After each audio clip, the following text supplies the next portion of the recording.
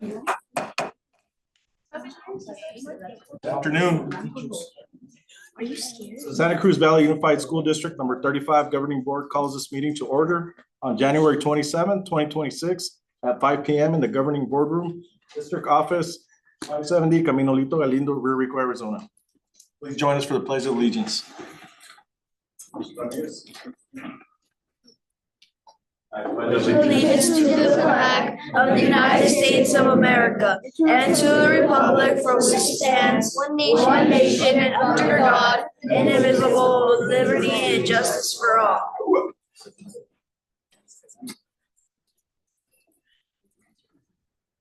Adoption of the agenda. Just one recommended change under the presentations, the strategic plan. Ms. Amy Kemp could not be here tonight, so Mr. Dominic Armijo will be placing her on the presentation. Thank you. Motion to approve the agenda with the recommended change by Mr. Rivera. Second. Any further discussion, Mr. La Riva? No. All those in favor? Aye. Aye. Aye. Aye carries. Aye. Thank you. Oh, roll call. Yes, thank you. I knew I was gonna mess something up. Okay, we got your back. All right, roll call. Mr. La Riva? Present. Mr. Beach? Present. Mr. Ramirez? Here. Guerrero, Ben Guerrero here. Ms. Lourdes Vasquez is not here. Call to the public. Call to the public, please. Presentations, Governing Board Recognition Appreciation. Mr. Luke. Thank you. I'd like to invite Andra Bilo to come up. Today is, or this month is actually Board Appreciation Month. And we wanted to thank each of you board members for your service. We know that it is a elected positions and a non-paid position. So this is our way of thanking you for all the work you do. You can see we have a lot of students here. And I want to thank the parents for bringing their students. But I'm going to turn it over to Audra, who has a presentation, as well as the gifts from each of the school sites for you. Yes. So good afternoon, governing board members. On behalf of SCV 35, we would like to wish you a very happy School Board Appreciation Month. Thank you for your continued dedication to supporting our students, strengthening our district, and ensuring that our families are cared for. While I could stand here all day and share positive words about our board members, we thought it might be even more meaningful to hear directly from our students in the district. So with that in mind, we've prepared a small surprise that truly reflects how grateful we are for your efforts and commitment. Before we go to the video, I'm actually gonna have students stand up one by one and introduce themselves. Just say your name and what school you go to, and we'll start on this side. My name is Stephanie and I go to Calabasas.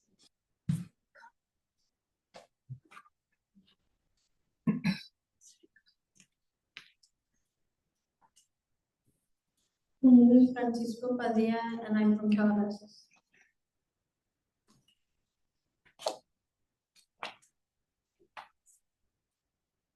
Hi, my name is Nova and I'm from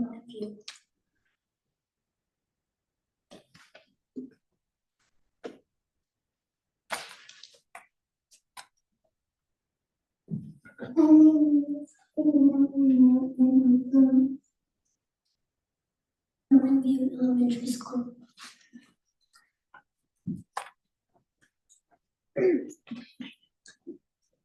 Hello, I am Gaia and I'm in Mountain View. All right, Gaia. Message loud and clear. Yeah, I was like, hi, my name is Eden Rojas and I am from San Cayetano.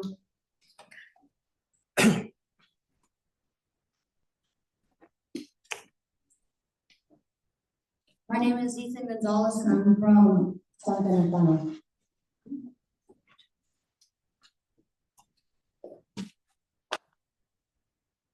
Hello, my name is Karen Lopez. I'm from Patinui Middle School.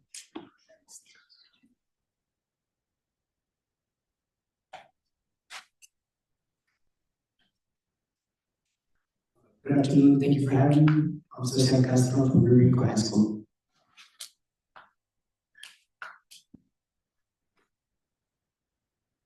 afternoon. My name is Ray Cardenas and I'm from Superior High School. Now we're good to go. We're gonna cut the lights. Feel free to look at the nearest TV.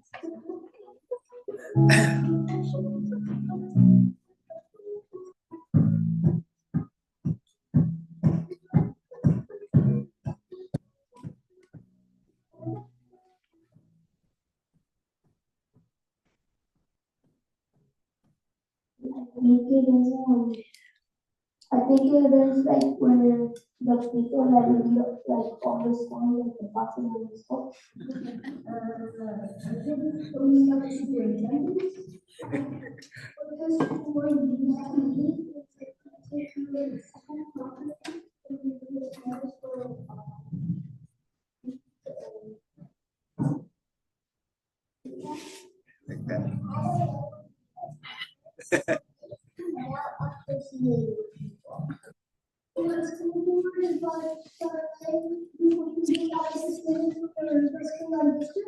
I feel like the school board is like the main, like the Supreme Court, like they're the ones that make the final decision.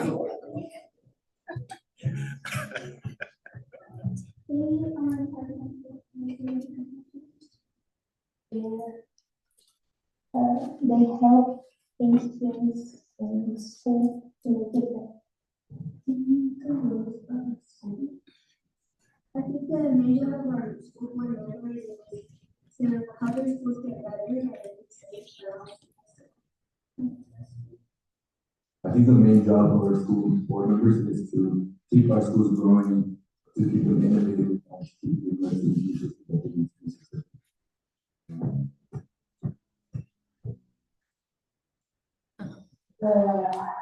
Longer recess.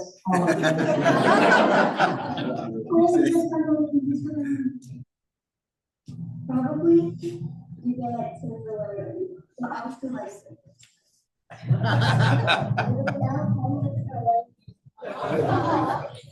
I'll change the things from the homework and you have to cover all the homework.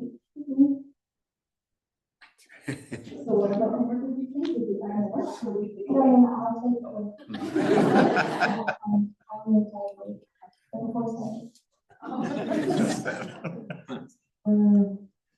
have like some sort of school days.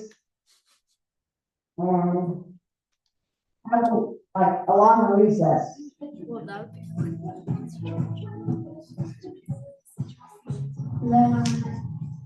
There's K-8, so like you stay here for like a long time, you can really well. Instead of having to like move from one school to another. And it's the exact same thing. I really love that they have a lot of different models to make sure we feel at home and we can do what we're interested in.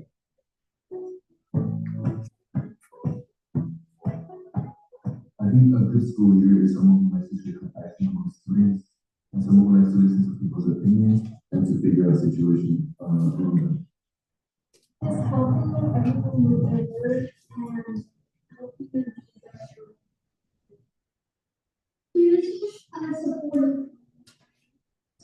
supportive and I think a good board member would have the skills like having a lot of initiative, a lot of responsibility, and a lot of compassion for us.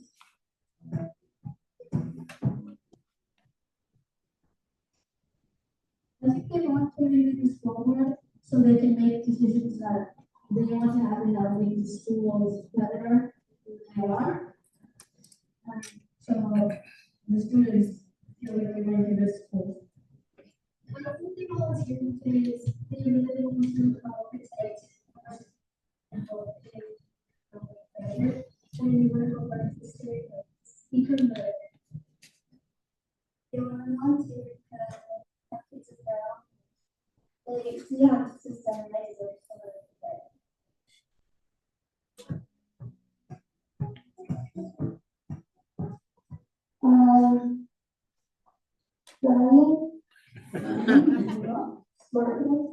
Mind control.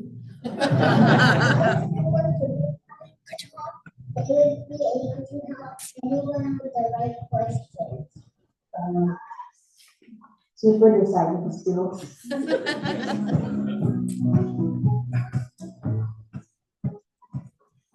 Thank you to the school board for giving us opportunities that were like approved, for instance. We even had 2 fields to basketball courts, 2 games. The opportunity for this rural community to feel one for all myself here, representing high school. Thank you for everything. Keep on being worthy. Thank you for.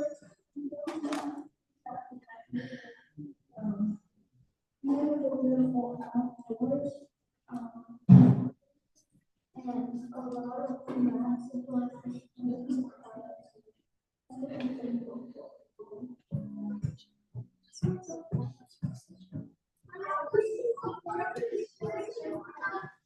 Happy School Board Appreciation Month. Happy School Board Appreciation Month. Happy School Board Appreciation Month. Happy School Appreciation Month.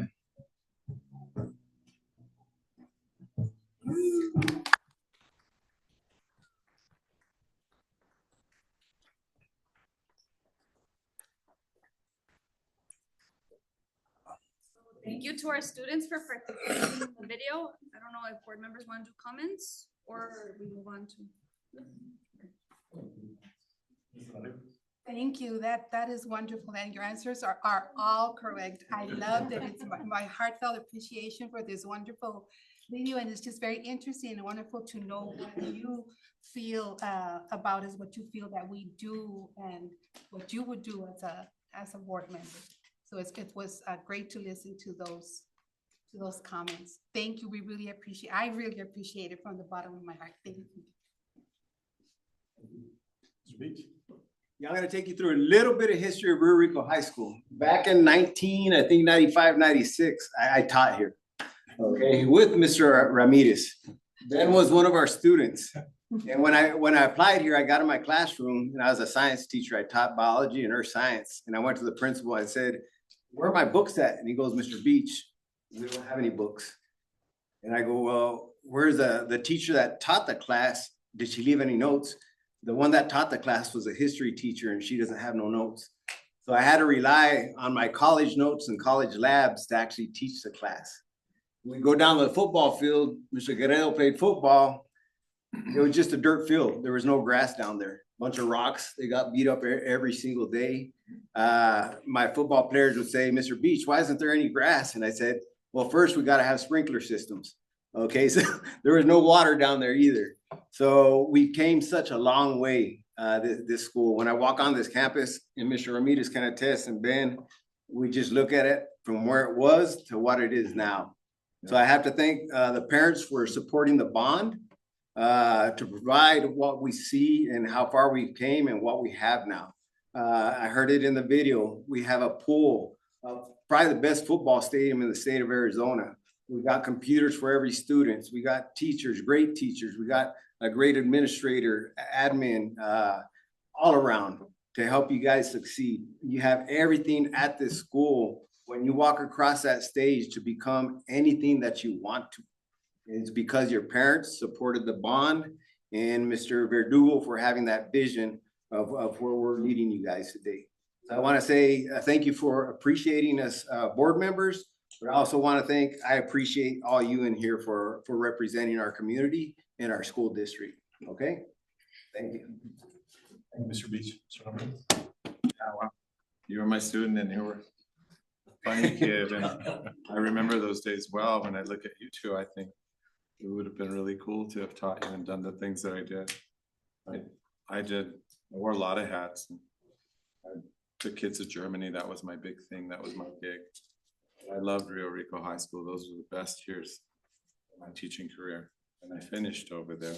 Now, of course, I went on and I now work down in Nogales, but I'm on the governing school board still. Still have some say. But getting back to one of the things that one of you mentioned, one of you really hit the nail on the head when you talked about safety. Because that is our number one concern, is your safety. And everybody that works here as well. So, and then you mentioned education. Well, we do the best. We're like kind of the guardians to make sure that you get the best education possible. But when it comes to the things that you mentioned, like the pool and all of those great things that you had mentioned, you said, young lady, the stuff on the field that you like, and you know, that comes down to the superintendent having a vision, and he has quite the vision. And I learned that really well, you know, by getting to know him, especially when I was the president of the governing board. And, you know, he's real modest about everything, but if it hadn't been for his vision, we wouldn't have all these great things. Now, the governing board gets a little bit of credit because we have to prove that. But I mean, we do that as a group, not as individuals. And if it weren't for his vision, we wouldn't have all these great things, no matter what he's going to tell you afterward. Okay, but it's right, Mr. Beach says it. We got a great superintendent. And of course, he couldn't do those things if he didn't have people like Gisela making sure that we have the money to do such things and helping us with, you know, the bond and all of the complications of finances. And if he didn't have somebody on his right-hand side over there guiding him along the way, and sometimes she does a lot of the dirty work, you know? And so I kudos to your team as well, to Dr. Lunderville and Ms. Brown. So, but I was thinking about Alma. Alma started, you know, when Beach and I were there, you were with us and then moved over to the district, and then look at all the great things you did. And she was awesome. She's an awesome governing board member, but she was an awesome secretary too. She's so patient, so loving, so kind. I mean, you couldn't ask for a better person. So you're a wonderful colleague too. I want to say that. And same with you, even though you're my student. He's a great guy. So we have a really good team here. If it weren't that we had a good team, we couldn't get a lot of these things done. But I appreciate everything that you guys said and anything else. No, we don't have any mind control. I'm sorry. I like that movie Scanners. So, but we do our best. We try our hardest to be patient, as one of you said. We try. It's very hard sometimes, very taxing. Thank you for all that you did, because boy, that presentation, that's original. Definitely original. And it was awesome because it came from your heart. We appreciate it. Thank you so much. Thank you, Mr. Ramirez. Yeah, thank you. What an awesome video. It was pretty cool. Appreciate everything you guys said. It's pretty impressive, the understanding that you guys have. So we really, really appreciate that. Audra, thank you for helping put that together. And I would agree with whoever talked about the superpowers. If I could choose two, flying and smartness would be at the top of my list. Sure. I'm you. Yeah. All right, so now we'll pass out the goodies with the kiddos. So if I can have the Calabasas students come on up.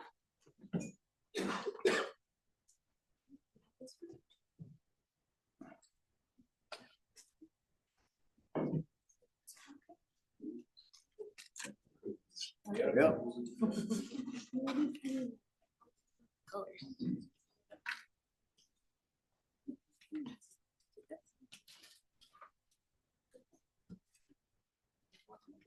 Mrs. De La Riva, these goodies are for you on behalf of the school sites.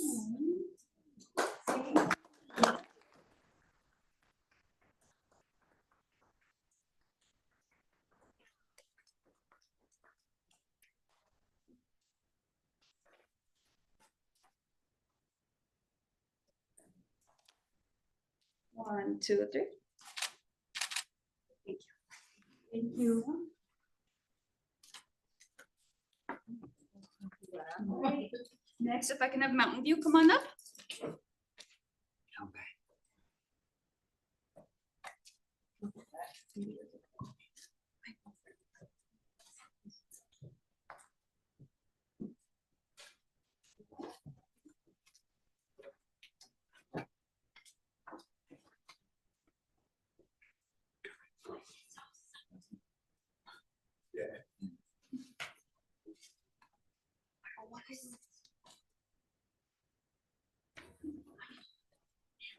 Mr. Guerrero, these are for you on behalf of the school sites. Yeah. Yeah, you can Did I do?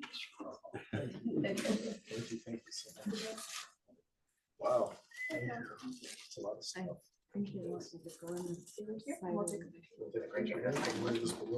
We're good. Perfect.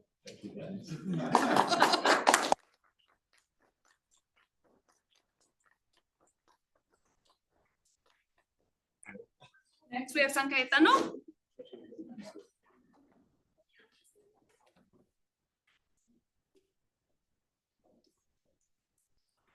Gonna have to carry it all by himself. We'll just call it.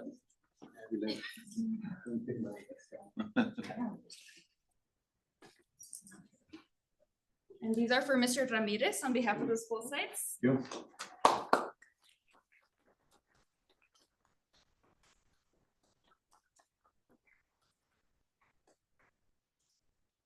Very cool. Okay. Hey, can I get these guys in? I want the high school guys in there too. I taught high school. 1, 2, 3.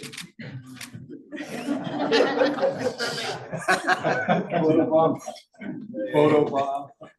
It's okay, he's my best friend, all-time best friend, so that works. And then Guatimundi and high school.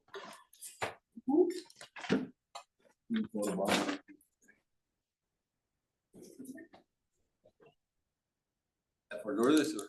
You got hers over here. Are we divvying them up or?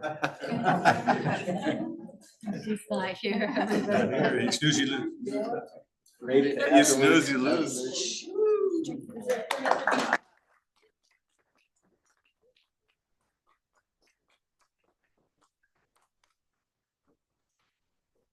First gift I've received in my life. Come on over. 1, 2, 3. Thank you, appreciate you guys.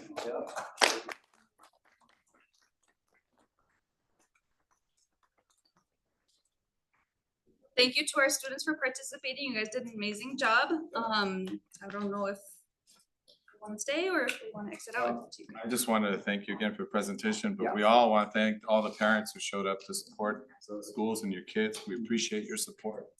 We really do, from the bottom of our hearts. We're a small community. I've always felt that this is the heart, I'm not the only one. I feel that this, and my colleagues do too, this is the heart of our community. So we appreciate you. Yep, thank you. Thank you guys, appreciate it. And if you do want to exit, You guys want to do that? Exit stage left. All right, guys, so much. Thank you. I was here for the presentation. Yes, you can. Congratulations. Yes, you gotta go.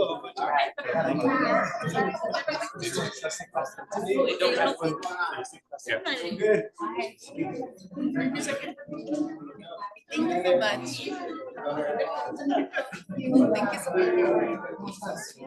Thank you so much.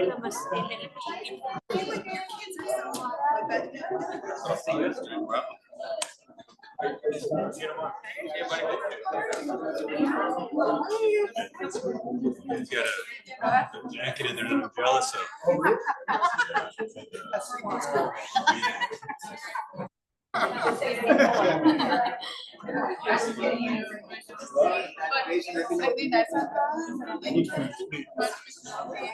Nice jacket. I was less jealous. The jacket. Which one is it? Wow, this is nice. Well done. This is awesome. Let me see, let me see. Much appreciated. Awesome. I thought that was the best. Looks good. Nice jacket. Ready?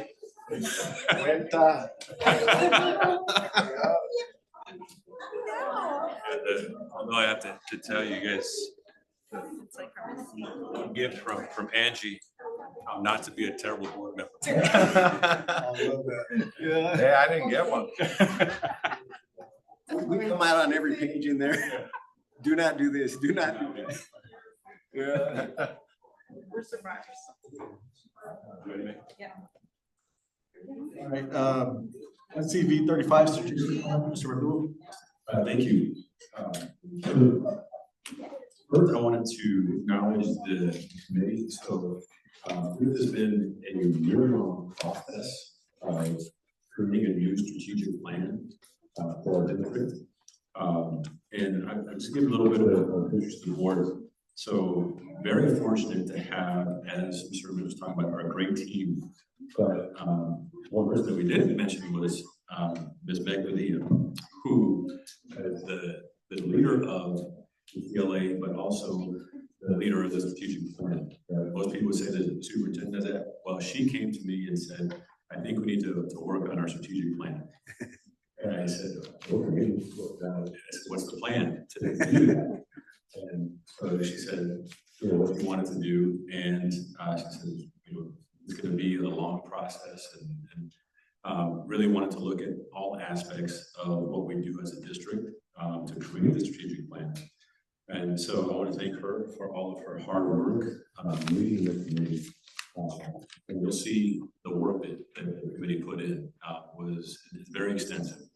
And so I wanted to thank the committee itself, Mr. Dominic Armijo, Mr. Brad Beach, Ms. Audra Milo, Rebecca Cabrera, Ms. Chavez, who is our student. He told me he's going to have to speak tonight. Dad said he had a comb scare. Marisol Chiquete from the district office, Winnie Kim, Dr. Lopez, Andrea Lustenau, Mr. McPherson, Michelle Myers, Ms. Maria, Carolina Sotelo, and Ms. Delano from the high school as well. So a very broad, extensive group that participated. Some couldn't make it to every meeting, but again, everybody participated in some way throughout the entire process. So first thing, just to give you an overview of the strategic plan. Again, the plan is a clear multi-year roadmap that outlines where the district is heading and how it will get there. And so you'll see there's just so many different aspects of it. And what is also included that you'll see tonight is a new proposed mission and vision. We're not going to, tonight we wanted to give you the information. We'll bring the mission and vision portion of it back for board approval because that's something that we have in our policies. So we'll bring that back at a different time to have that board approved. But tonight you'll see what the proposed mission and vision are, as well as updated goals. But again, it was a very long process in the sense that we wanted to be very strategic with it to create the strategic plan by looking at all kinds of different data. We had a futurist come in, spend some time with us talking about what the future trends are going to look like, not only in education, but in our community. So we looked at all kinds of different aspects of how we're doing things currently and how can we do them better. So the thing that I would say, we really appreciated Jace's work. And I wanted to point him out just because being a student amongst all the adults, sometimes you don't want to speak, and he had no fear speaking. So I wanted to say thank you because it is very important to have that voice. And one of the things that we're working on as a district is student agency, being able to advocate and speak. And he did an outstanding job. So I wanted to thank James for doing that. I won't put him on the spot when he can come up, but I did want to point him out specifically. And again, all the board members that were, you'll see tonight, what we did as a committee. And again, thank Meg for that. So with that, I think the next thing that we'll be talking about is the mission and vision. Yep. So Mr. Armijo is going to come up and share that, but I'll turn over to Ms. Padilla first. Thank you, Mr. Verdugo. Good evening, governing board member clerk. I'm so used to saying, president, and board members. He is the president. You're the president. Now standing president. Okay. Thank you. I'm very pleased to present this to you all tonight. As Mr. Verdugo mentioned, this has been, it's actually been a year in the works. And so Mr. Verdugo already kind of talked about the overview of what a strategic plan is. But one of the things, just practically speaking, a strategic plan helps us know what are we putting our resources behind, right? In terms of our money, our people, and our time. And so just wanted to share that is, you know, of course, we want a vision, we want a mission, but also having these goals are really gonna help us know, does this align with the strategic plan? It helps us with that litmus test. So just a little bit of background of how this was developed. Our committee met 12 times throughout 2025. We looked at our current data. We looked at assessment data, A through F data, demographic, program participation, just to get a sense of what is our data telling us at the moment.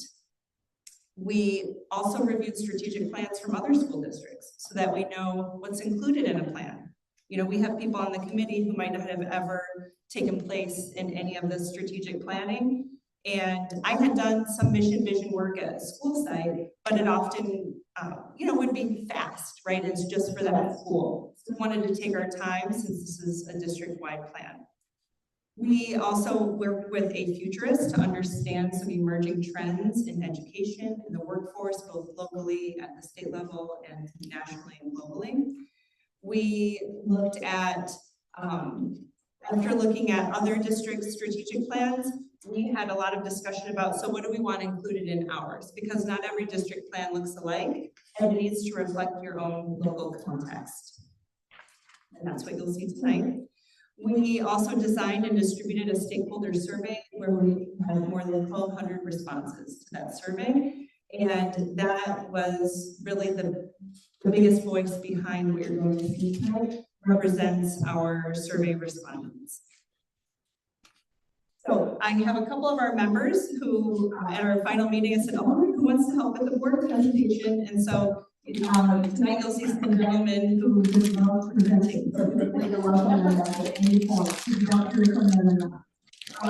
yeah, and thank you to Mr. Armito for all the call today. I said, oh, we need to stick today. And so can you please, you know, come in and cover vision, mission, and values. So I'm going to turn it over to Mr. Armito, and then Mr. Lopez will speak a few of these pages, and then I will come back to close this out. Thank you for that. As Mabel said, she called me today, you know, a couple hours ago. She didn't pay attention to the chat here. But our board clerk, our board members, appreciate this opportunity. And you see here this vision, you see it up here, how important it is to have a vision. I know it makes my job as principal a lot easier because it's like, well, I know where the vision is going to go. I know where they want to go, what we desire to do, and we want to get there.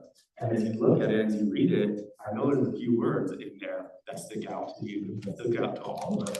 Whether it is all, whether it is new, whether it's positive, whether it's the world is there and it's stands out. And that's what we want, and that's what we want. And we go back and we can look at alumni, how they've affected the world, how we have affected what we want, and that's what we want to keep going.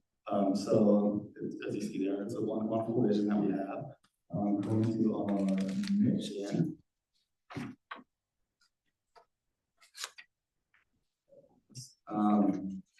Same thing as you look at that. What is a safe and inclusive learning environment where every student is inspired to learn, challenged to excel, and supported to develop confident and confident and contributors to the community and to once again our purpose and how it serves every student.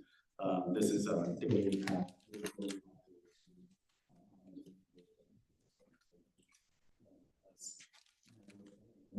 Out to the community and everything.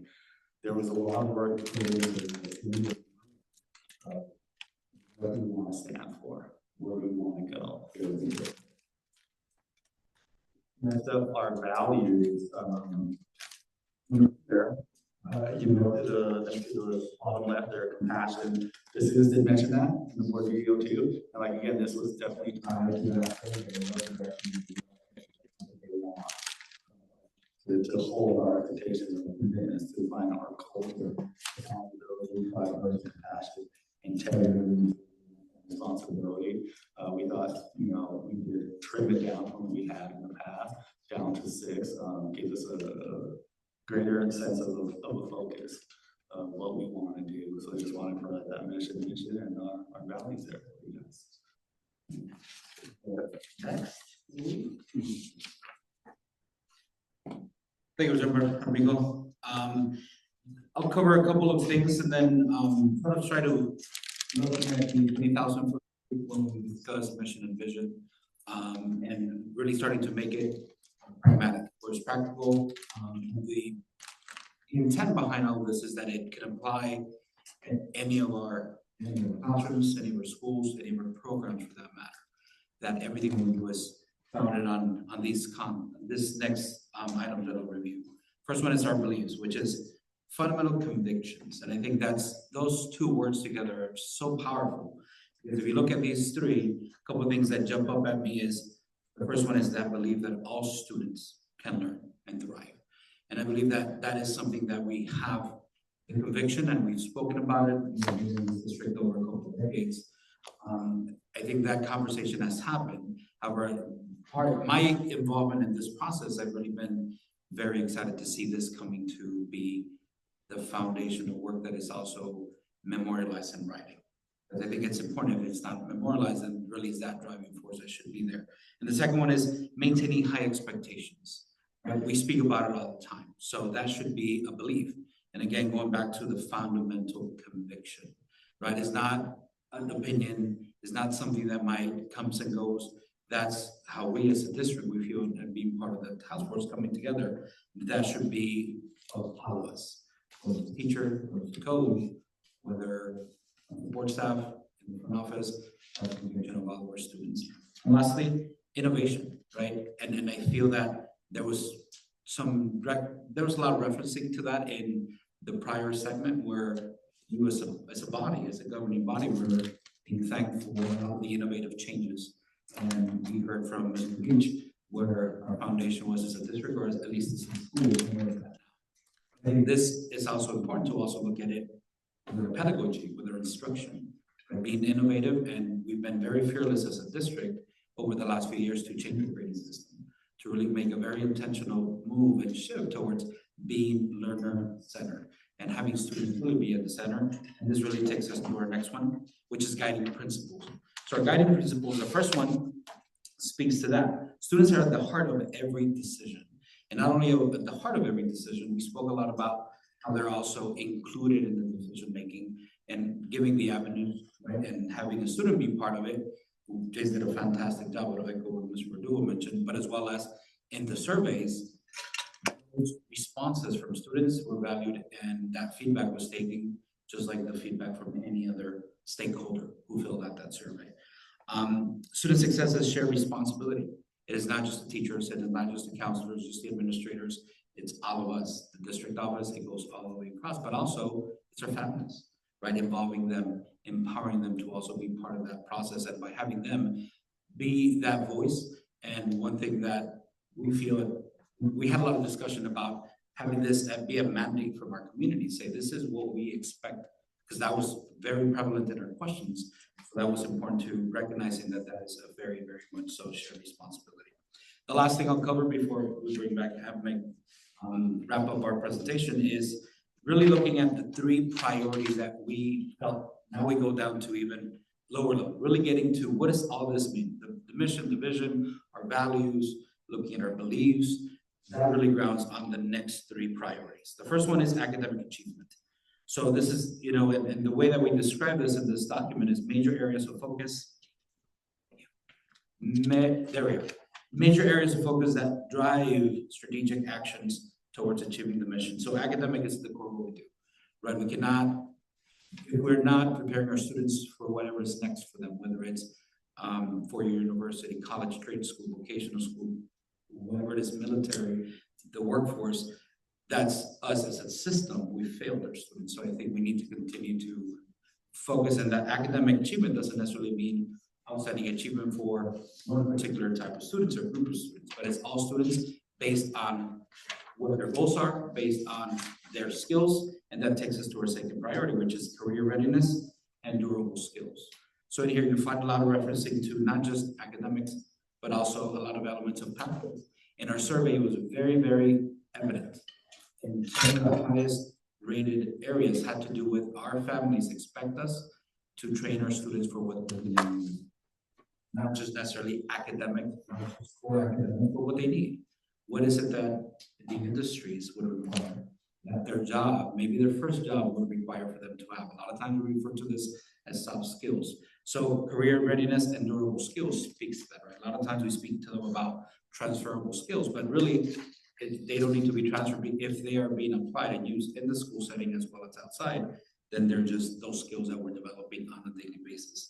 And the third and final priority is safe and supportive learning environments. Mr. Ramirez, you made a very good point earlier about how that was a priority for this body to the students, right? Their safety. So this was also very, very, very much so a priority from our community, said keep our students safe. And I feel that the task force did a good job of getting that feedback and listing it as a priority as well. So having safe, supportive learning environments across the board in all of our schools, in all of our classrooms, in our playgrounds, sporting events across the board. So those are the three priorities. As I mentioned, this is us trying, as you go through the strategic plan, you look at this aspirational that a lot of times the vision can be, but really coming down to be more of the nitty gritty. And of course, there's a lot of bullets there that you guys can review, and obviously we'll be happy to, feedback as this comes back. But that really is the intent of the task force to make it practical, pragmatic, that it can be used in a classroom, that it can be referenced, that it can be shared with the families. And it's very straightforward in the sense of this is what we hope to do, and this is how we're hoping to do it with all these different elements. Okay, so I'll bring it back to Ms. Padilla. Thank you.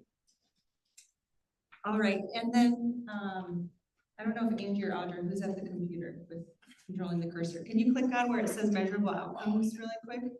So one thing I wanted to share with you all is how we plan to show this data and make it transparent, right, for our community.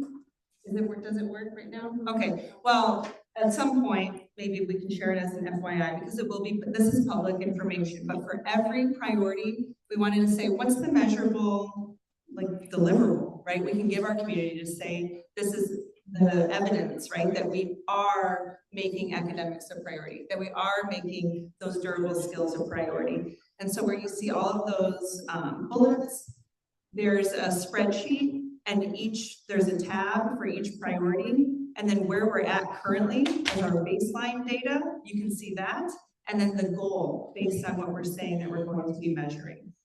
So that will be, the plan for this is that it would be shared on our district website, and so that anybody in our community, anyone going to that website, they can click on there and they can see how we're progressing with those goals. All right, the next thing we wanted to share is obviously you guys know our logo for our district has had our vision on it for years, educate everyone every day.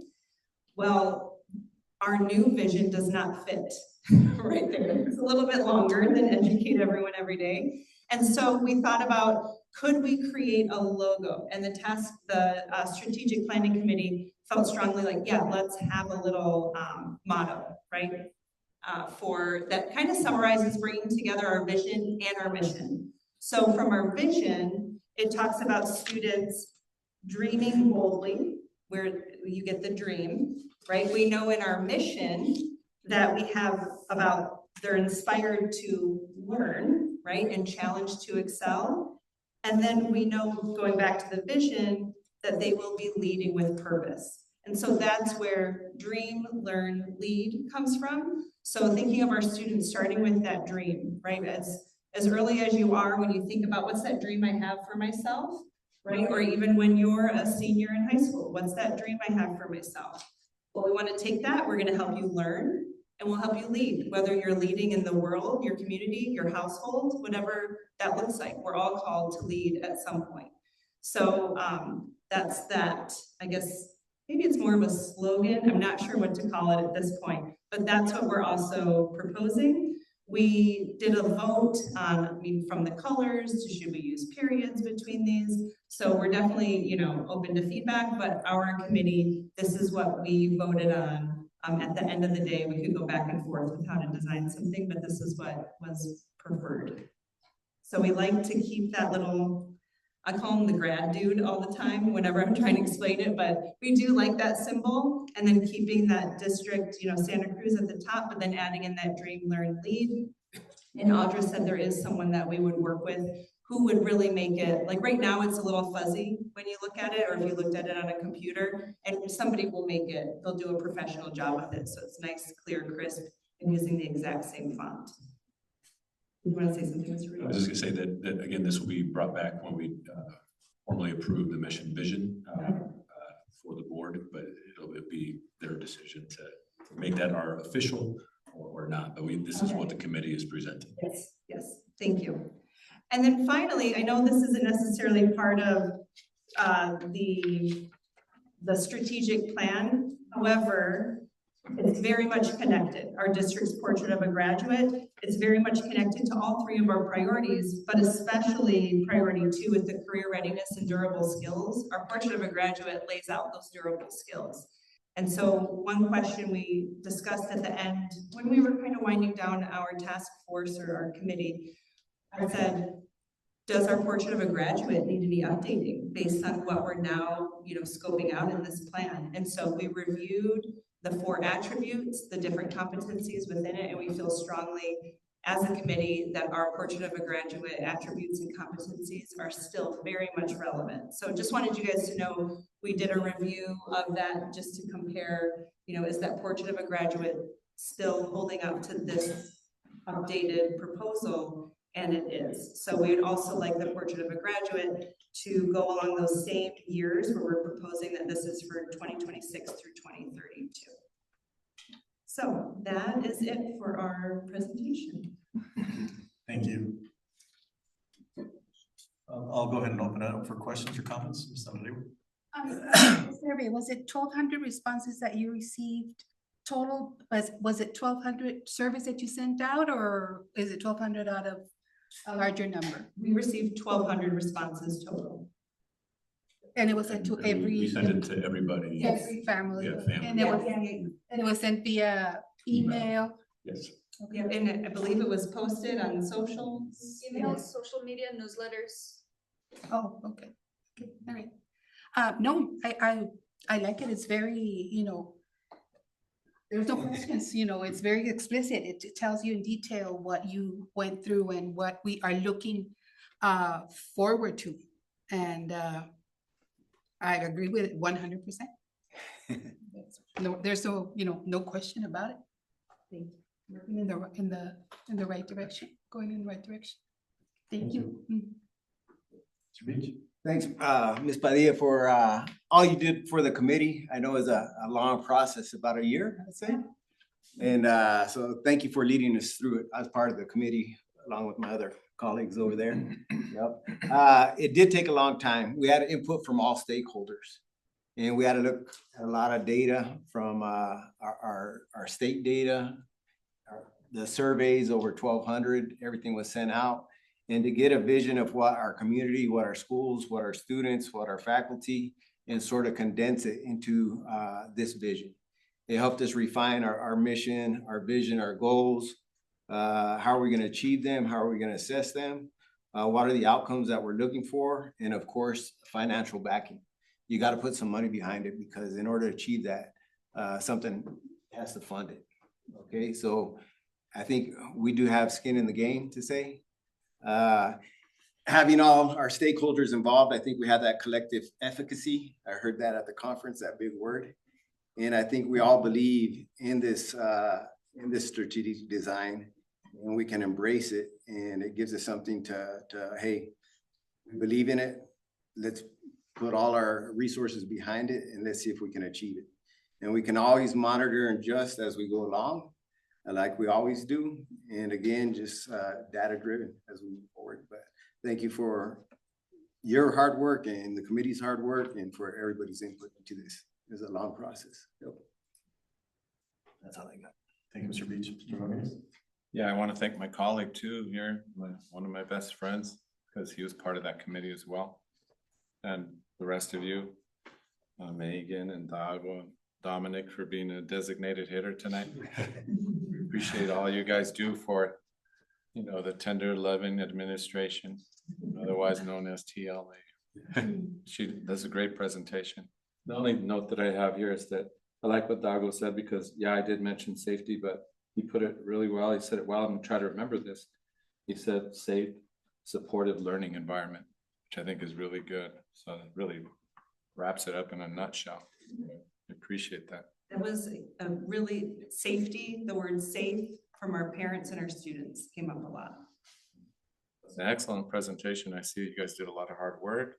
And we appreciate all your hard work because as you said, all of you said, we can't spend money on stuff unless we have some kind of, you know, justification for doing it. And this is providing us that justification, and it's all you guys' hard work. So we appreciate it. Thank you. Mr. Ramirez. Yeah, I'd just like to echo what they said. You know, thank you all who were involved, and thank you all for the hard work. It was a great presentation. I do want to take. Where's Jace? I do want to thank, obviously, every committee member who showed up here tonight, but, you know, there's a lot of time and a lot of just even the brain power of thinking and the pressure of making sure that this does, wanted it to represent who we are right now, because who we are is excellent too. We don't want to forget about that. We also want to say, how can we push ourselves to what's next? So I think really the committee members who are here and who couldn't make it tonight, because without you, we wouldn't have this plan. And so it was really great to work with, I worked with many of the folks, you know, on anything like this. And I just loved hearing all of your perspectives. It was really great. So thank you. Anything else? Where's Jace? Bring it home, Jace.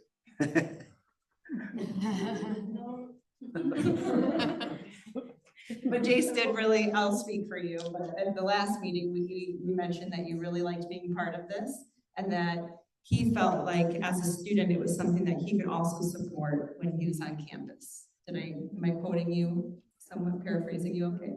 Okay. And so, yeah, this is something, again, kind of going back to one of the beliefs in here is the shared responsibility. So just like our students learning is a shared responsibility, this plan is also going to, this is a shared responsibility, right? Once we get approved or, you know, through that phase. However, I also want to mention the next steps would be that our site integrated action plans are aligned to these data outcomes you're seeing. Right? So while we might want 20% improvement in certain aspects over the next 5 to 6 years, then our schools and our district plans would, how do we break down that 20%? Can we grow by 4% next year, 4% the next year? And then for departments too, thinking about action plans and what part do I play in the strategic plan and how can, you know, my department support, you know, anyone's department support this plan. So we also plan to implement it through that shared lens as well. And I would just say that the big part of it is measurable, that we put the measurables in there so that it's not just words, you know, because I think a lot of strategic plans are just words, and now we actually have some measurables that will hold us accountable, that we're actually doing what we say we're going to do. Right. Thank you. Okay.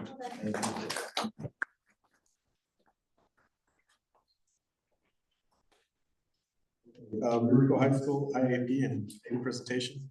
Thank you. Yep. So next in our line of school sites presenting their letter grade and IEP and where they're at, we have Mr. Lopez and Rio Rico High School.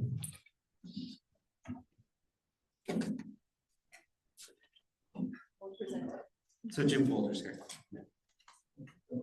Mr. Clark, members of the board, Mr. Verdugo. So take the time to share a presentation for our school. So I'm extremely proud to be up here, not just as a member of the best class. That's, we have one competitor here in the room, but I'm excited to share a lot of the great work that has been done. As you guys know, there's, you know, 11th grade, there's always a little bit of that lagging time, right? Graduation, we're not necessarily looking at last year, we're not looking at this year's data, some of them, but the reality is the system is established as such. So we're making a lot of reference to the work that was done before I became principal at River High School, and I want to thank both Ms. Blount and Mr. Kumar for being here, who are also members of the administrative team, as well as they were there during the last year. So a lot of great progress. So first, you're familiar with this pie, and the pie is how the grade, the letter grade is distributed. What you see there is 50% of it comes from purely connected to the ACT assessment. When you look at it, there's 30% that comes directly from the proficiency. You have the 20 that comes from the growth. So that's already half of the pie. The other half of the pie comes from graduation, which is 20%. And it's very interesting. We'll go into a little bit deeper in a moment about how it's split. It's really split into two. One of them is a 4-year graduation, and the other one is 5, 6, 7 graduation rate, which I'll explain in a moment. But that's 20%, and that leaves the other 30%, where 20% comes from college and career readiness. It was part of a strategic plan, so obviously, makes a lot of sense that it's also here, and we make that connection. And that's data that we report, that's data that we capture, we monitor, and I'll review in a moment. Actually, that'll be the first portion that I'll review. And then lastly, we have our English learners, which is the last 10%, which looks at both proficiency and looks at growth and how they do. So that's the pie. And that's what is used for 9-12. A little different from K-8. K-8, it looks a little bit different. That is what's used across the state. So the next slide, what you have before you is you have the chart which breaks down for each of those slices of the pie, the numbers that the school earned, both the school earned this year as well as prior year. So you'll see that to the right of the chart, you're going to see the prior year. So we see the proficiency 12.35, which was last year, compared to that 10.81. So there was growth in that category. The next one being growth, 20% of it total, 17 points compared to the 15.68 prior. So there's also growth there.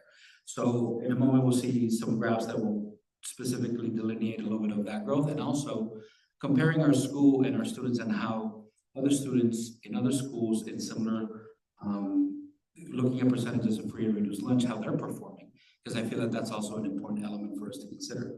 Obviously, our goal is to be have those high expectations, but really understand and also find out what other schools who are similar to us that are performing well. And a lot of conversation this year that has happened even at the district level of, what is going on here? Because we engaged in this process as a district first before it starts going down to each of our sites. The next one we have EL proficiency. That one there was a drop, 7 points compared to 9 points the prior year.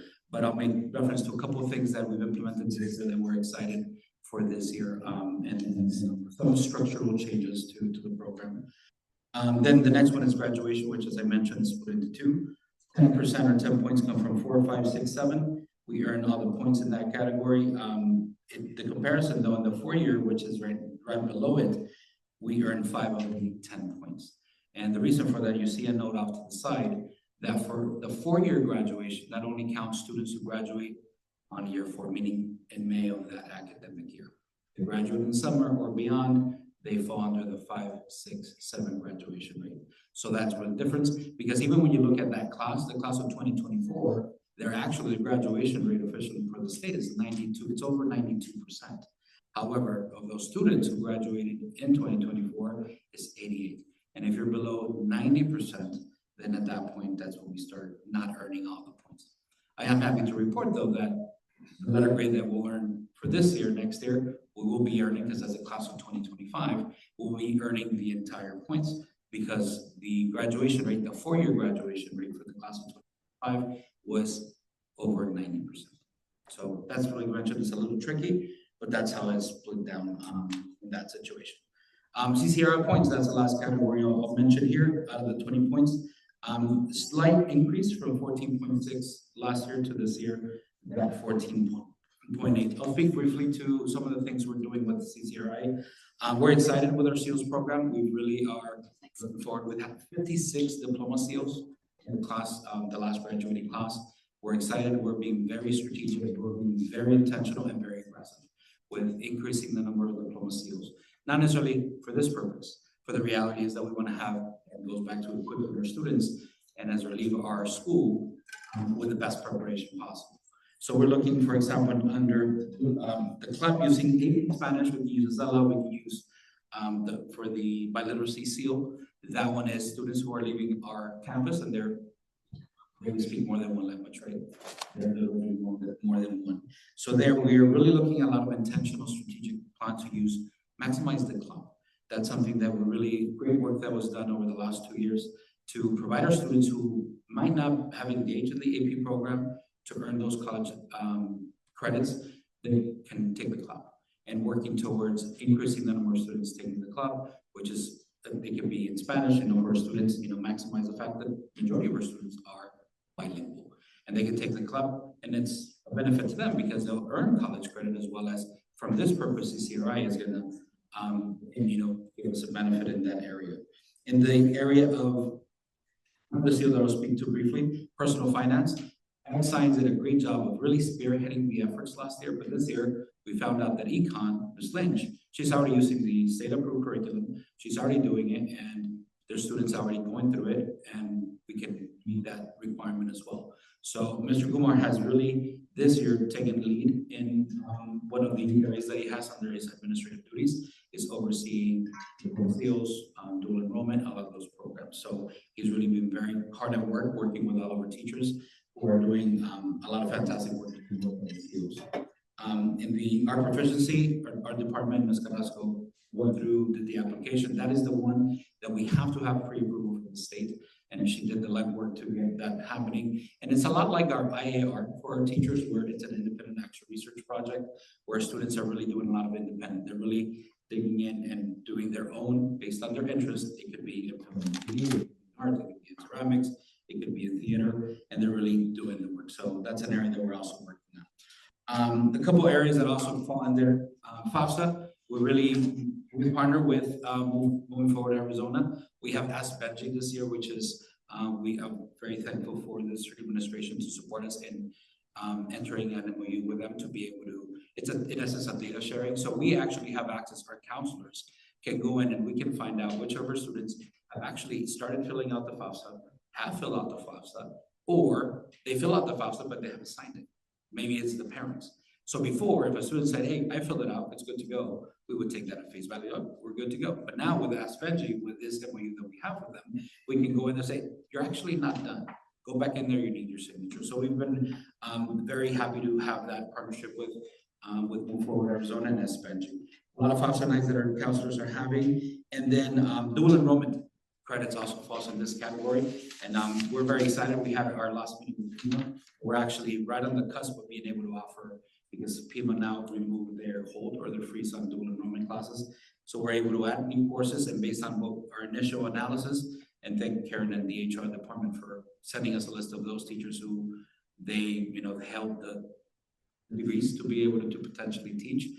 Based on that, we're able to create a list of courses that we added, that was approved back in the winter and December. But we're a few courses away from being able to offer a full agent at Rio Rico High School. So that's exciting, because I know the vision of the district, and Mr. Abdul has been very, very ambitious to say we want to be able to offer students the ability to leave here with a diploma plus. And to be able to say that it looks at things, we're going to be able to have a block of AJEC offered at Rio Rico High School to all of our students. That's exciting, because that's progress in that direction, and that also helps us with our CCR. So it's a win-win in many areas. Now we move into assessment data. I'll scroll through some of this. It's data that again, it's a lot of that after the fact, the spring data that we go back to last school year. First one is Acela, where you see there was growth in one grade level. There was, in general, when you look at the proficiency, and again, we had 2 points that we dropped compared to, went from 9 to 7. But in this category, we're excited this year because we made some structural changes to the program. We actually have 2 SEI teachers. And the way that we've structured the program is one of the teachers focuses on grammar and writing for one of the hours that they have the SEI program. And then for the second hour, instead of going back to the same teacher, they have a different teacher who's focusing on speaking and listening. So we're excited for the results. The teachers are excited. And to add to that program this year, they came to us and said, hey, there's this grant that we might, let's apply and let's see what happens. So part of that grant was having a paraprofessional who was going to be directly supporting SEI. And thankfully that grant was approved, and we were able to add through that work from the TLA office, being led by Megan, that we added a parapro, and not just at our site, I believe it was also at Calabasas.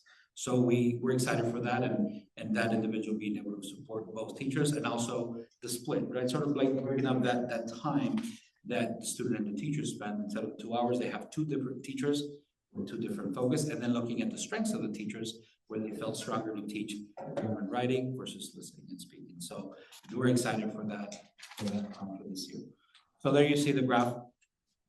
Rosella, where you see that dip there from 42% to 33. For a school, sorry, I need to look up because mine is not color coded. And then we have proficiency. And then one thing I'll point out quickly is when you look at that line right above it, that's the state, right? And again, it's not making excuses. Most of us, I think, all of us, one thing that I appreciate about our district is not about making excuses, it's a reality. And acknowledging that there are things that are also happening in other parts of our state as well, because we see that trend line for the state line as well. Then we get to our Aspire ninth grade. One thing I'll be very, very clear here, this data does not impact our letter grade. However, it's important to know and be very familiar and aware of it, because those are the students that in 2 years, their data is the one that's gonna pretty much do that 50% that we saw. So 50% of our data comes from in this case, this letter grade from our seniors who are graduating this year, because they were juniors last year. So keep that in mind. But ACT Aspire, obviously, it's data. We have to be data driven, and the data is up there. And then we see, first we have English percentage data. It's a very similar trend for both Arizona and Rio Rico High School. A little bit of a dip there.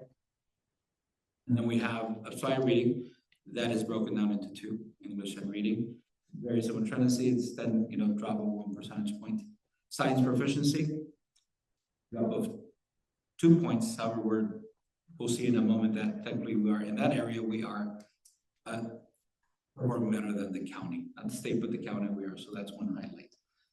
Math percentage, you see that, and that's an area of focus that I'll discuss here when we get to our IAP with our action steps. Now we get AC Sci, and our students do take the ACT and the science portions of the ACT as well as the Arizona Science Assessment. I'm not sure if that will change. There's always been a lot of conversation about it, but for the time being, our students do have to take their AC Sci. They will be taking it again this year.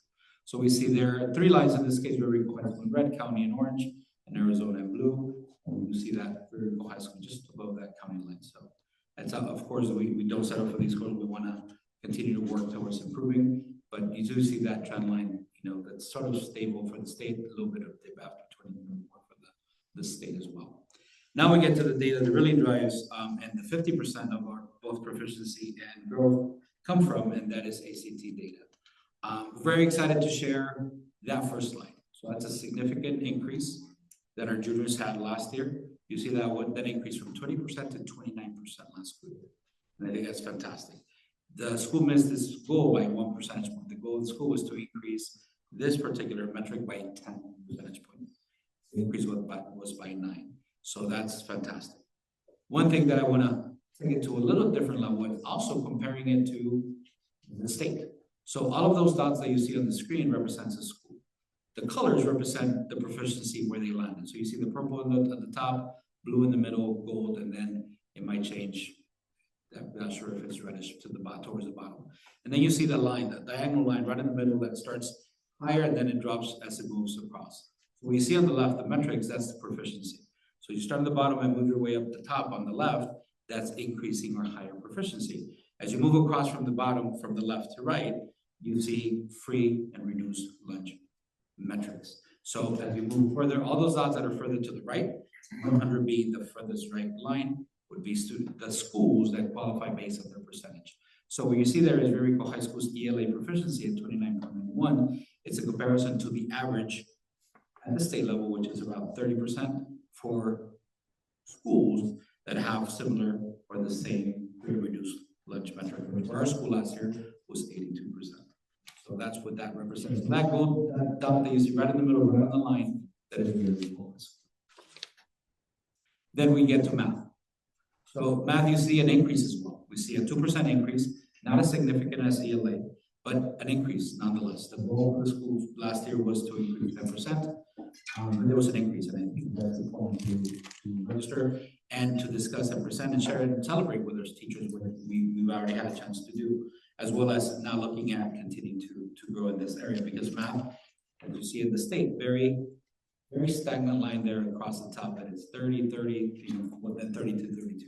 But in our case, you see that between 22 to 24, but then that increase. So we're working hard to continue increase that trend. Now, the same graphic now for Rico High School in math compared. So the average for free and reduced lunch similar, which is again 82%, is 18% for Rico High School, 13.3. Here the number is not rounded up to 14, but here it's 13.3. So you see Rico High School slightly below that line with compared to other students with comparable or similar free reduced.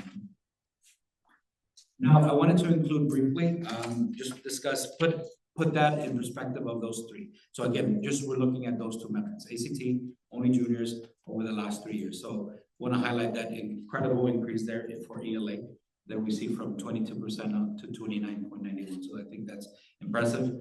In math, you know, I think conversations we always have with the TLA department and other principals, other sciences, unfortunately, we do see a lot of that yo-yo over data over the years. So anytime we can't be happy with sustaining it, but it's always important to sustain versus that yo-yo where we constantly have, because it's harder. As we work at that yo-yo, as we know, as that drop, if we have that drop, how do we overcome it? Then the analysis becomes harder, right? Because we have intentionality behind our strategies where we try, and then there's a dip, and then we have to really filter the layers to see what it was. So I wanted to just highlight both ELA and math. And then the last portion that I'll briefly go through is we had Rico High School, we have 3 goals this school year. Goals 1 and 2, the same as every single school in our district and every single school in the state, has to be ELA goal and a math goal. So our ELA goal, mathematics actually is the first one.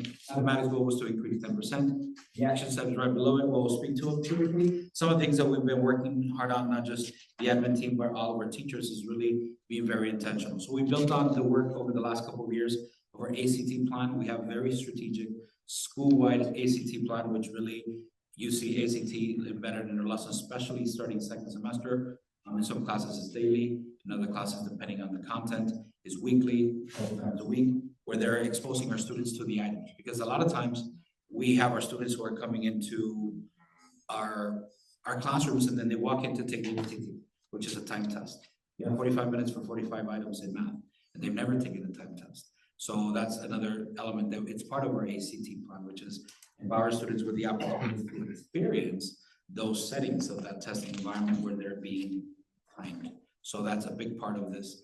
All of our departments this year, they have developed their own plan by departments, so that it's in line with their curriculum, of course, but also in line with how they can support during that time students regardless of the content level. So every single department in our school has an ACT plan, which directly supports the school-wide plan, but then also built on their own. Then we have our second goal, which was ELA, similar goal, 10% increase. Writing across curriculum was a school-wide. That in comparison to math is a little bit trickier sometimes across the board. However, writing across a curriculum is a big element of our school plan. And that comes through this goal, which is focused on ELA. And some of the things that I'll build on and I wanted to touch on here versus in the first one is the first action step has to do with PD. All of our PD has been very intentional, started back in Leader Group Academy, right after the conclusion of the school year, and then leading into the start of the school year. We had 2 days right after the school year ended, and then we had 1 day in July where we brought back our instructional council, all of our department leaders, to finalize our PD. That was really the one pending thing that we had. And we were very intentional, providing choice when appropriate, coupled with accountability, but also ensuring that all of our sessions were in line with the needs of our teachers, curriculum needs. We have some new curriculum that was rolled out this year with math. So we're excited to have a new curriculum, but we can be excited as well as then we couple where now we need to learn the curriculum. We need to learn the curriculum resources, and Judy has been great in being available and supportive, as well as the TLA office, the PD calendar as a district, adding a new day, which we have new curricular deep dives where our teachers just have time to just learn your curriculum. Just log in, learn about it, what is available, all the things that are available, what is useful, what are the things that maybe are not available, and are there other resources? And of course, we can navigate those corners as we get there. So that's something new that we're not just every high school across the board that we found very useful, because then we're having these conversations about, we go about the skin and game. You mentioned Mr. Beach. The district invests a lot of money in our curriculum materials. It's important that we're using them and we're maximizing because they're based on research, they're based on literature, versus something that me as an educator this is what I've been using, but I don't have the time to conduct the research, to conduct and read all that literature to. So we're excited for that. Our RPD calendar has rolled out. And the last goal, and I'll bring it to the end of my presentation.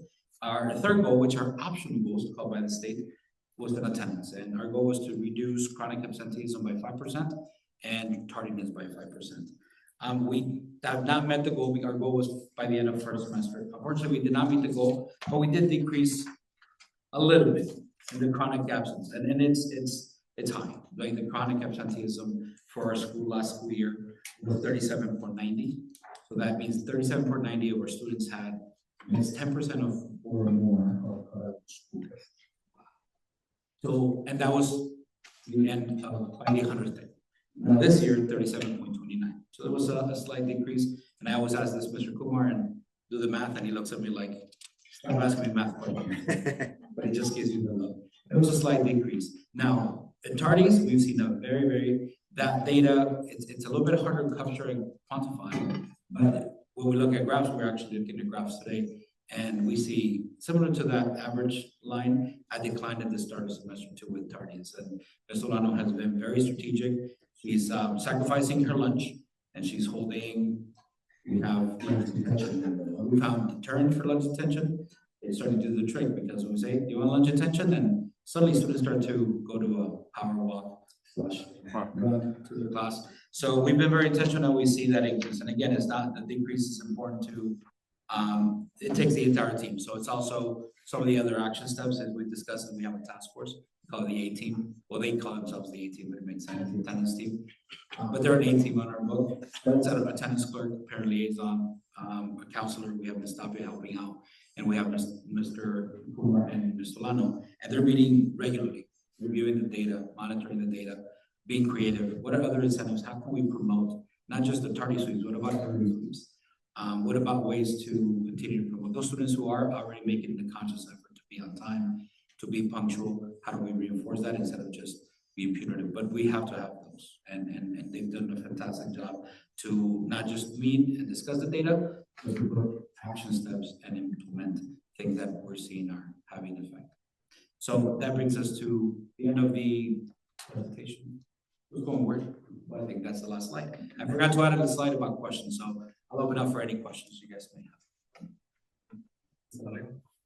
Thank you, Mr. Lopez. Very well presented. And yes, I can certainly see where attendance and tardiness is going to affect the students' grades. Is certainly going to bring growth.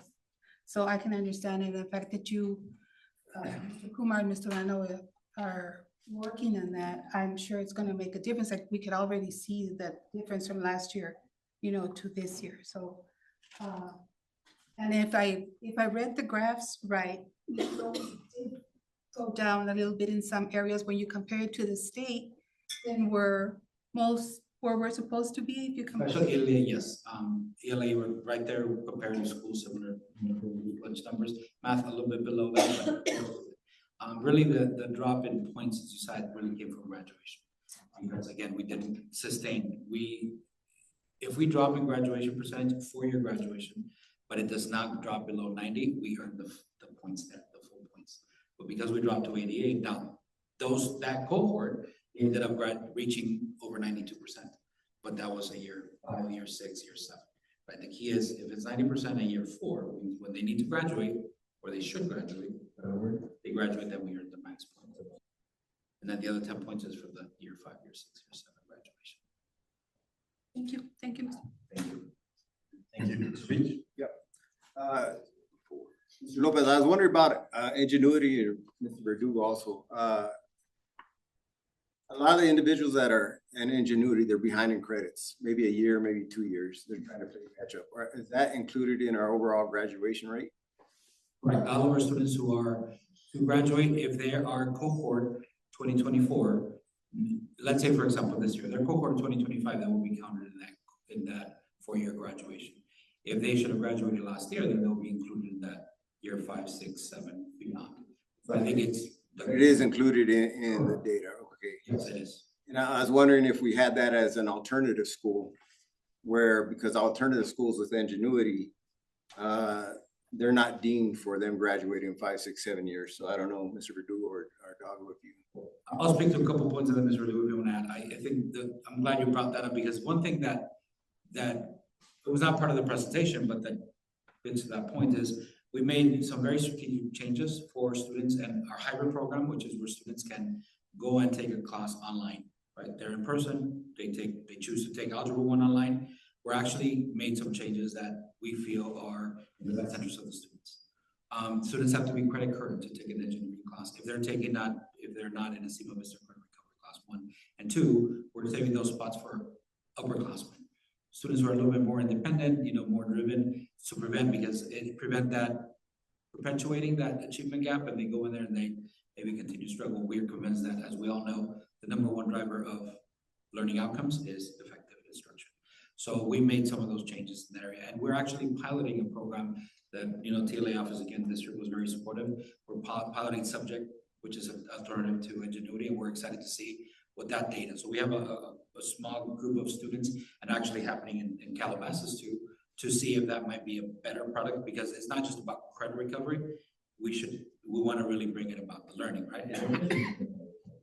In terms of back in my prior life, when I was in SEMA Vista and a brief time part of the coordinating alternative pathways 6 to 12, there was a lot of conversation when AOI came along. The challenge with it is creating a CTDS number separately.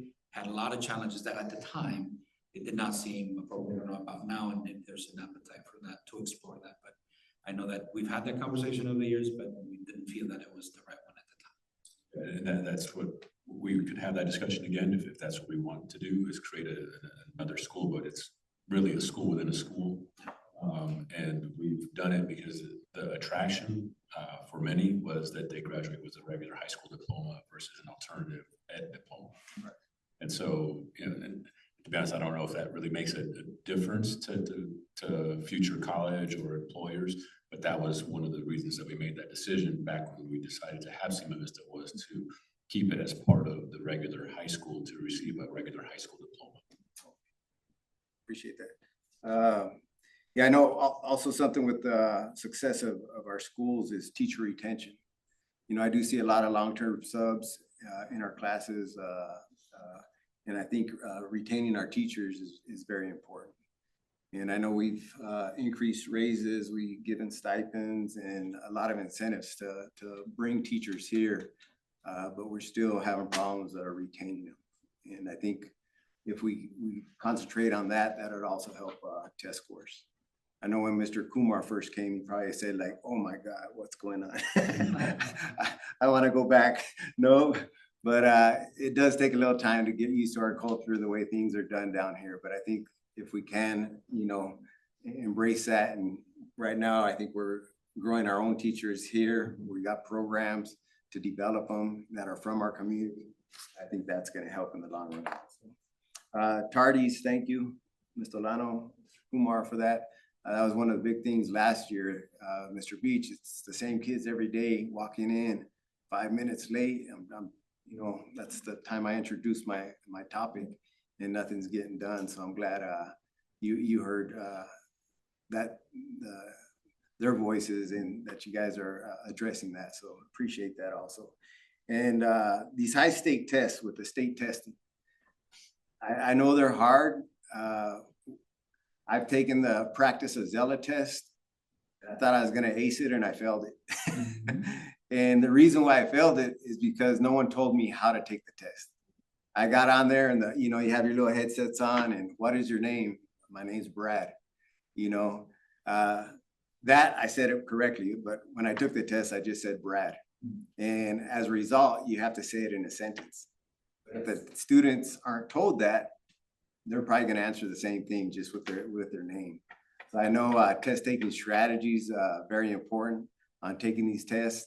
Now it's a time test, so you're going to have to implement that in your classes and with the practice and all these gadgets that they have now. They have calculators, they got this, they got this. So getting familiar with how to take these tests. And I know it's only one test, 3 state tests, but I know we have a holistic approach to projects in class and stuff like that, that all measure success. So thank you, and thank you for your presentation. Yes, sir. Well, going back to what Mr. Beach said, which I agree, teacher attention is extremely important.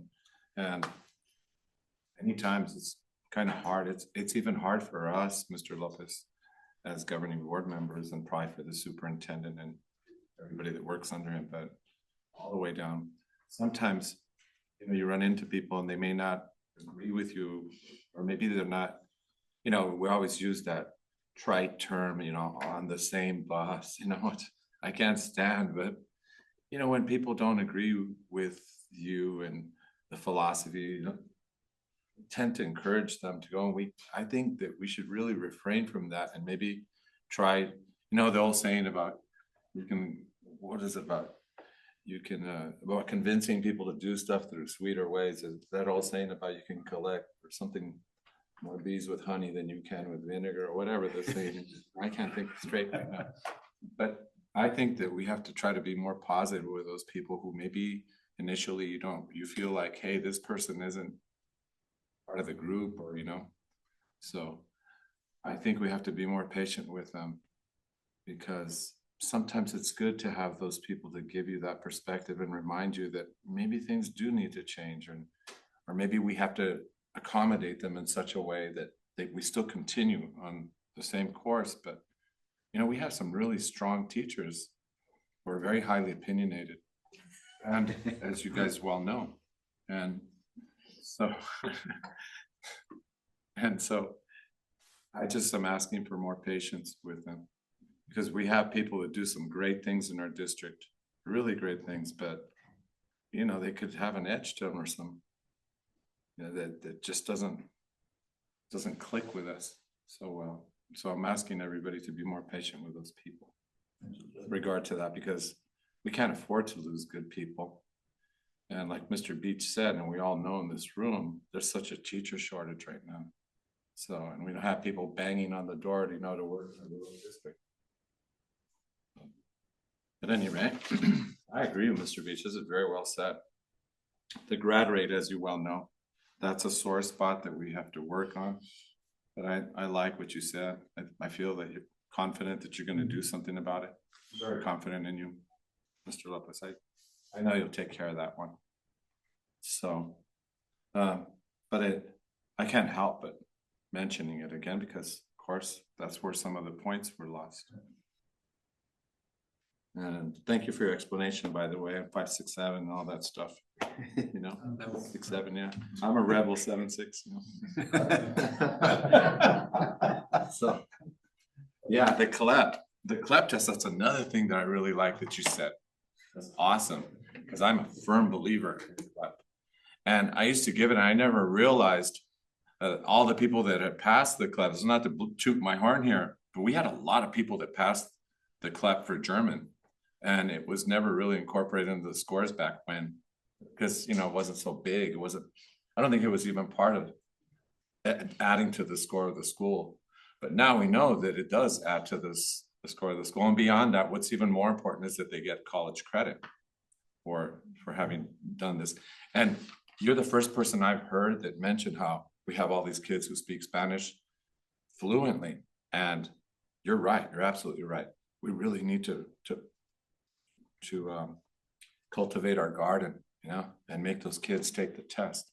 And you're the perfect person, because you're a good role model for them.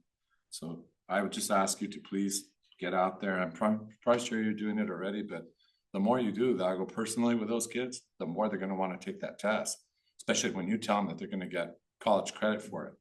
Because I've always wondered myself, why on God's green earth haven't we done this more often? And at my school, yes, that's NHS. Okay, I got some kids to pass that test, and they got college credit. And listen to this, I only had them 2 years, 2 years. Okay, and I was getting kids to pass that test, so it helped increase our letter grade a little bit. You know, I'm not gonna say tremendously, but every little bit counts, as you know. Even the bonus points count, as you know. And I used to bring that up to Mr. Estrada about how we could have bonus points, like getting people to sign up for the military. That's another one that we could do maybe put some more emphasis on. So, but I really liked your presentation, and I want to say, going back to something that Mr. Beach touched upon, I like how Mr. Verdugo, again, going back to your vision, he's pushing dual enrollment. And that's awesome, because nobody comes close to us in Santa Cruz County when it comes to dual enrollment. And we've been fortunate because my understanding, you have to have your master's degree to be able to do this.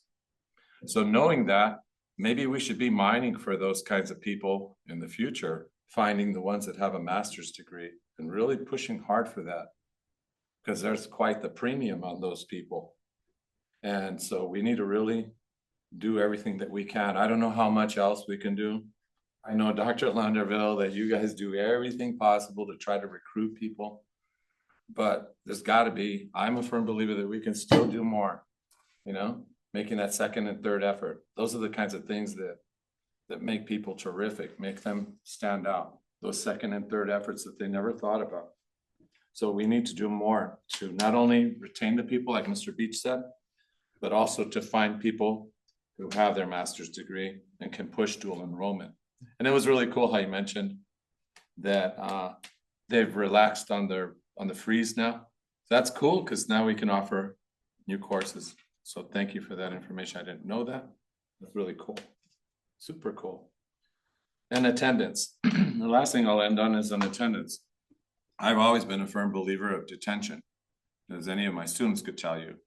So even when Ben would come late to school, I would make him serve detention that he still owes me. If he came. No, but in all seriousness, detention works, because kids, as somebody mentioned here, they don't like that kind of stuff. And they don't want to go see Ms. Tolano during lunch. So that was you, Mr. Lopez, you mentioned that. They don't want to go see her, and that's a good thing, you know? And we have to put the fear of God in the kids, you know? What's the Hindi god? Shiva? There we go, put the fear of Shiva in them, you know? So. Shiva the Destroyer? Shiva the Destroyer. Well, I don't know about destroying them, but we really have to be serious about that, because we have that where we are, where I am at NHS. We have Saturday detention for kids who come late. And I've mentioned that at governing board meetings before. And it works, but it'll only work if you have a person who's there and is really serious and tough on them and makes them not want to come in. Also holding them accountable, because if you got kids who who are just making fun of the thing and throwing the slips away, then we know we've lost that battle. So there has to be accountability by the admin too, which is really hard, because you got so much on your plate already that you have to worry about. That's like the last thing you want to be worrying about, you know, getting these guys to come in. So you need a lot of help and buy-in from the teachers to do that. You need some help from them, because you can't do it by yourself. There's no way. So, and nor are you, Mr. Lana. I mean, you're being a real heroine here, but you know, we appreciate you too doing that, giving up your lunch. Really, I mean, you're smiling, laughing about it. It's not funny when you give up your lunch, you know. It's not. It does get to have our lunch after. Yeah. So, but we need something like that. Because let me try something where we are. Parents don't want to get up early in the morning to be bringing their kid at 6:30 in the morning, whenever it is, to school. Imagine the conversations in the car on the way over there, or even in the house before they even get in the car. So, you know, that's a deterrent, and that would help us out a lot. That's Mr. Lariva said, you know, the attendance is important, and that's getting them there, and getting them there on time is half the battle. So we need to really, really hammer away at that one. I don't know what the superintendent can do. I know what your team can do, but we need to be firmer with regard to the tardies, especially the tardies. So they get the hint, or otherwise they just keep, you know, they just keep on the same course. We do the same things, we're gonna get the same results, as been said many times. So, but great presentation. I think there's one thing to your point, and echo, I think it's important to do both. There's a deterrent, because at the core of this is we have students who be punctual, but most importantly is the learning, right? That they're there on time, prepared, and when the lesson starts, as you mentioned, Mr. Beach, that they're not missing that important part of the lesson.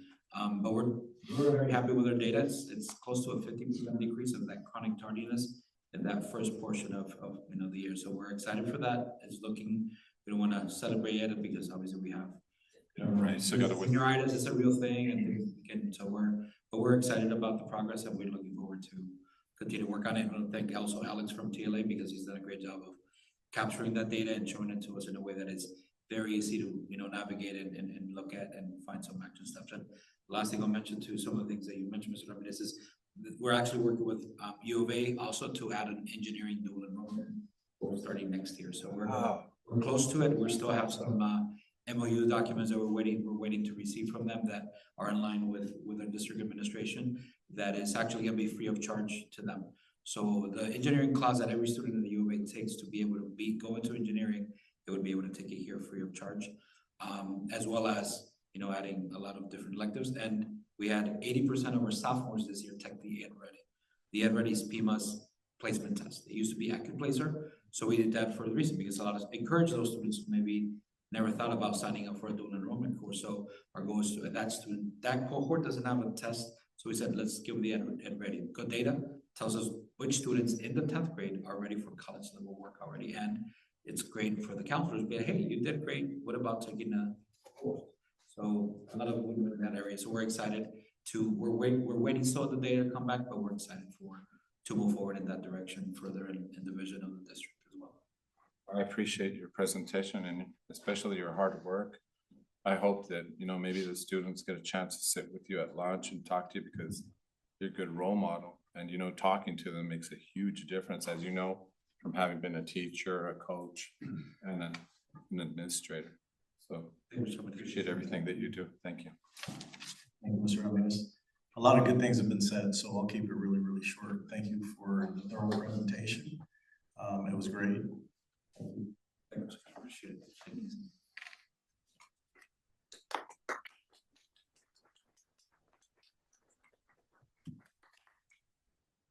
Superintendent's report. Thank you. Just a few things.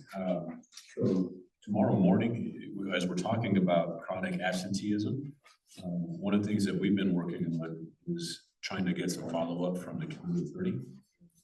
And so tomorrow we will actually have Dr. Underwood meeting with the County Attorney and the Superintendent discuss what's happening as far as when we fill out the packet for those chronic students and why there's no follow-up. And so we'll find out tomorrow what the next steps are because we want to make sure that if we do the work, that there is going to be a consequence, or if they're not going to have a consequence, tell us that so that we won't do the extra work, and then we'll figure out a way to solve that problem on our own. So tomorrow morning we'll have that meeting, which we've been expecting. So we appreciate the County Attorney being with us. Talking about teacher retention and recruitment. Our HR, Karen Met, and Milo are putting together a job fair for the district. And so which will not only recruit teachers, but also other positions that we have within the district. So we'll be having that come up. So I want to thank them for putting that together. And then recently, last week I was in Berkeley at the West Ed board meeting, which I'm on the board. And it was very interesting because we have a learning session and then the board meeting. And the learning session was related to a documentary called Count It Out, which is about math and how math is the gateway to a future and how it can hinder somebody if they don't finish math and what happens to students. It limits the job opportunities, limits things that you can do within your life. And so it was very interesting to hear. But one of the topics was actually, and I told Meg about this, that our district was brought up because across the country, there's a limit on a fourth year math. It's calculus or nothing. And so our district is one of 30 across the country, and we're actually a part of a pathway study program from West Ed that has quantitative reasoning.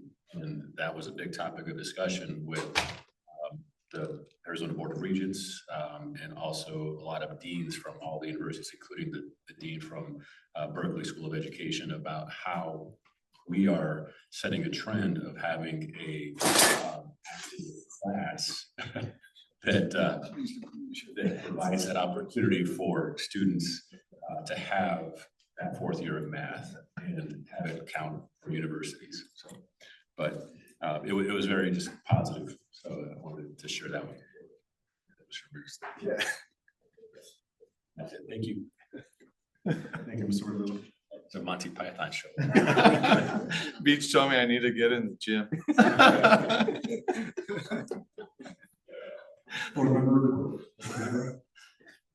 Yes, I attended, 2 weeks ago, I attended the girls' basketball game with Choya. We defeated Choya, and it was a very, very good game. The girls looked great. So I was excited to be there. I also attended the boys' basketball game last night, the game against Sahuarita. Oh, that was a nail biter. But we lost by 1 point, but I really thought we had them. I just, was cheering on. It just didn't happen, but great group of kids, great coaching. It was a great game to watch. Thank you. That's it for me. Thank you. Mr. Beach? Yeah, I just want to make sure everybody understood Mr. Ramirez, that when he said the fear of Shiva, that it was spelled with an SH instead of Chiva, which is in our community, it could be misinterpreted. Fear of the goat. Okay, yeah, down at Garrett's, talking to some teachers, and they were moving their feet real fast. I guess there's a step test going on. Okay, so yeah, they're counting their steps. I got 8,000. I don't know how they do it, but these apps are tracking, but our nurse has 10,000. So it's the competition. I love seeing people get out there walking, whatever you're exercising, doing something. So that's fun to see. Thanks to everybody on the consent agenda that gave donations. There's a lot of donations on there. And shout out to all our sports teams. They're going into playoffs right now. So good luck as you move forward in the next few weeks. And those that make it to state, represent our community and our school in a positive manner, and good luck to them. And very interesting what you said about math.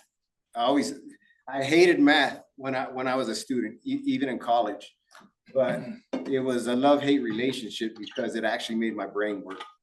Okay, I always had to go from my college professor right into the student union to get tutored. But it makes your brain work, and I can see the critical thinking that's involved in a lot of our higher level math courses. So it's very interesting, the data that what it shows. Yep. Thank you for sharing that. That's all I have. Thank you, Mr. Beach. Mr. Ramirez? Yeah, along those lines, you should never tell yourself that you can't do something. It's so negative, and you have nothing to lose, as my father used to always say. You have nothing to lose by being positive, and everything to gain. So he was a real positive man. He'd always say, no matter what your day was like and how rotten it might have been, the worst one, just remember that every day above ground is a good day, he used to say, and he was right. So I like to push that, and I like to say that in case any teachers are listening out there, or if you guys want to pass that back, that, hey, don't give up, be tough and gritty and work hard and think positive, and good things will happen. Good message. But Mr. Beach stole a lot of my thunder, because I was gonna say, yeah, good luck to all the teams and athletes who have gone beyond the regular season. And thank you to all the ones who were out there doing their best and trying to represent us and maybe just fell a little short. So just work harder next year. I had a kid one time that was like this. I'm not gonna mention his name, but he was overweight when he tried out the first year. He was a tall kid. I cut him and he was shell shocked. I cut him and I told him, this, you can't keep up with the time, deep sixes and stuff like that. And so he was heartbroken, but he came back the next year and he'd lost 20 pounds and he was really fast. And he actually won a medal when I took him to Vegas to play in a tournament over there. It's called the Durango Classic. And so he won a medal. Nobody would have thought that he was going to be the only one that won a medal. And they had a write-up about him in the Las Vegas newspaper. He played against, Mr. Louis, you'd be interested in knowing this. He played against a kid that was a Division I player, pretty tough, and he held him to a minimum amount of points that he had scored in the whole season. And he frustrated him, and And we didn't win the game, no way. They still beat us because they were really, I mean, you play against Division I players and you know, that's a totally different story. But at least he was a spotlight for a moment, you know, and he represented our community really well, but hey, never give up. Always work hard. Never know. If you think something is your weakness, then work harder at it to be good at it, but don't ever tell yourself that you're not good at something. Work at it, make it your strength. So, but my colleagues pretty much wrapped it up. I think that was pretty neat that you went to the game and saw the girls' game. That's really neat. So I miss going to the games. I've been so swamped with things to do. I'm trying to get out there and go see some of the games because I love college basketball. So, woo-hoo. Yeah. Thank you. Thank you, Mr. Ramirez. I have nothing to report. Moving on, information, discussion, action. Thank you. So again, tonight, I want to invite Ms. Padilla up in case there's any questions. As I mentioned later, the agenda was the approval of the strategic plan and the work that was done, including the vision, mission, and proposed updated logo. So any feedback or things, if you want it changed or if you're okay with the way it was presented, you know, it's up for approval tonight, or again, we could bring it back, but yeah, go ahead. Yes, thank you. In case there's any questions, but wanted to present that to the board as a possibility of approving the work that's been done by the committee. Okay. No questions from me, Megan. I have no question. You know, I'm a stickler for rules. So, and he, of course, is one of my all-time best friends. However, I just want to make sure that we don't set precedent here, because we had a situation a long time ago with regard to that. And we had the president ask somebody to not vote because they were part of the thing. So are we entering that over here? Because so yes, part of that, Mr. Beach would be abstaining tonight. What? Yeah. So just to clarify, because he was part of the committee, so he would be recommended to abstain since it was part of his work, although it was a superintendent's committee. I just hope that's not grounds for never being friends again, you know? No, but I just wanted to make sure, on a serious note, Thank you. we don't do that because we've had that situation, and again, once we set precedent, then we can't turn down. I know that we've had it for people who we gave liquidated damages to, voted for, and that's serious business right there. So we cannot afford to make those kinds of mistakes as a governing board. So I just thought I'd mention that, especially since our president isn't here and you're the acting president tonight. Mr. Ramirez, you bet. We have a motion. Motion to approve the Santa Cruz Valley Unified School District number 35 strategic plan vision and mission with the proposed updated logo as presented. So moved. We have a motion and a second. Any further discussion? Second, right? Yeah, you were the second. Okay, that's fine. All right, we're good. All those in favor? Aye. Aye. Any opposed?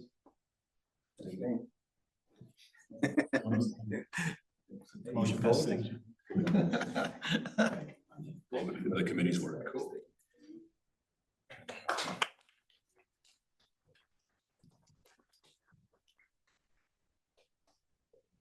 Policies. No policies this evening. Thank you.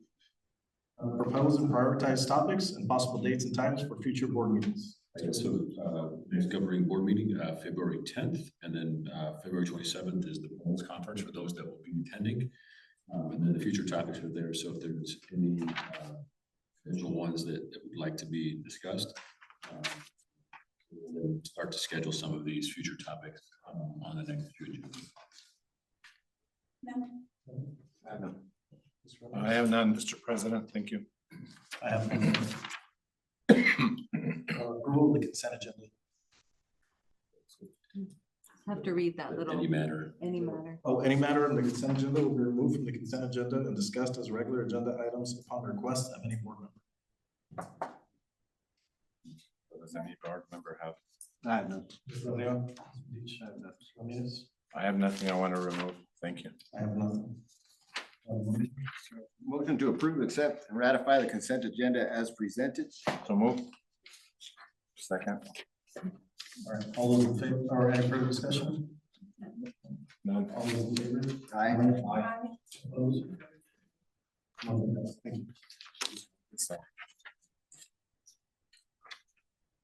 Thank you. Adjournment. Meeting adjourned, thank you. 6:59. 6:59 or 6:50. Not bad, not bad. Wrote the 2 hour.